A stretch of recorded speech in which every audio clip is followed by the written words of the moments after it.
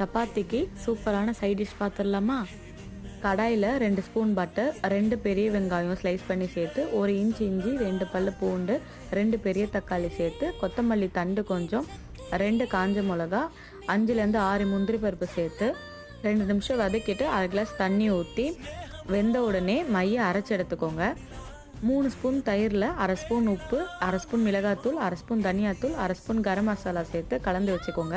Gravy செய்ய 1 spoon butter, 1/2 spoon red chilli powder, பட்டை வகைகள் சேர்த்து கட் பண்ணி வச்சுருக்க மஷ்ரூம், 1/2 பச்சை மிளகா கலந்து 2 நிமிஷம் வதக்கிட்டு ரெடி பண்ணி வச்சுருக்க தயிர் மிக்சர் சேர்த்து 2 நிமிஷம் கொதிக்க விட்டு அரைச்சி வச்சுருக்க ஆனியன் தக்காளி பேஸ்ட் சேர்த்து தேவையான அளவுக்கு தண்ணி விட்டு 5 நிமிஷம் கொதிக்க விடுங்க. அப்புறம் கட் பண்ணி வச்சுருக்க பன்னீர் சேர்த்து 1 ஸ்பூன் ஃப்ரெஷ் க்ரீம் சேர்த்து 2 நிமிஷம் கொதிக்க விட்டு கசூரி மேத்தி தூவி இறக்குனா சுட சுட restaurant style paneer and mushroom gravy ready.